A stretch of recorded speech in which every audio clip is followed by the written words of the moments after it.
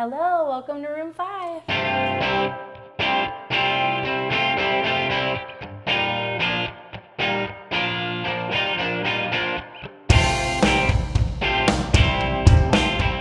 Today, I am here with Jessica Spangler, and we are at the Velma Early Childhood Center.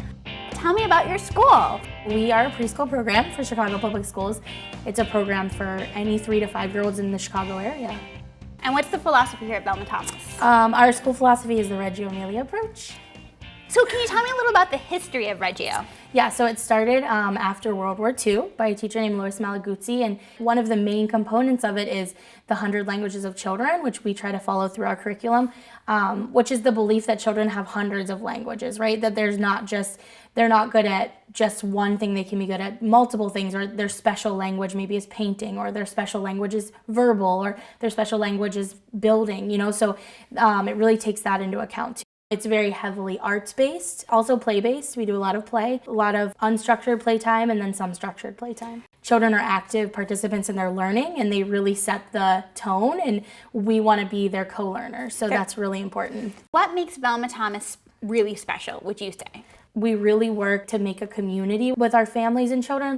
Preschool is their first schooling experience, and we want to set that foundation for them to understand their child. Also teaching parents they have rights, which is super important, that they have rights, and they also are the first teachers.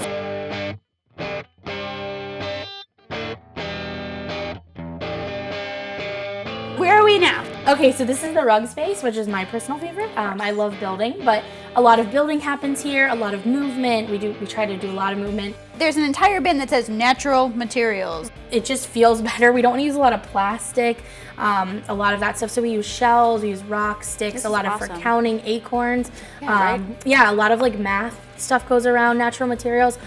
First off, favorite part about this area is the fresh baked pies served daily. Yes. It's pie. Because it's amazing. Because it's amazing.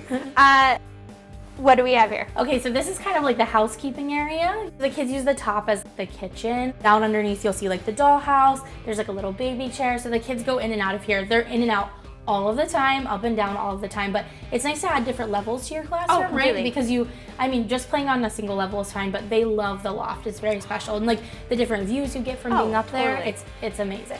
You guys always show not only putting literacy out there, but then you may not know that that's the word markers, but because of the picture, you know that markers go in there. And also organization is huge in Reggio. You want to keep everything organized. You don't want to give a lot of materials. You want to give enough materials so that the kids really utilize what's there, so it's not everywhere. A lot of our drawings that we do with the kids are white paper with black Sharpies. And then even if you want to add color, you can always make copies, but their original work with line drawings is absolutely the best. Stunning. And also making sure that everything's at their reach, right? Making sure they can reach pick their own paintbrush. They can pick their own piece of paper. What materials, even as an artist, you think, what materials do I need to complete this painting? And so it's really important that they have the selection that they need. The water table? In this case, it's just full of water and different materials. But we're not only doing sensory in the sensory area, which this would be kind of the sensory area.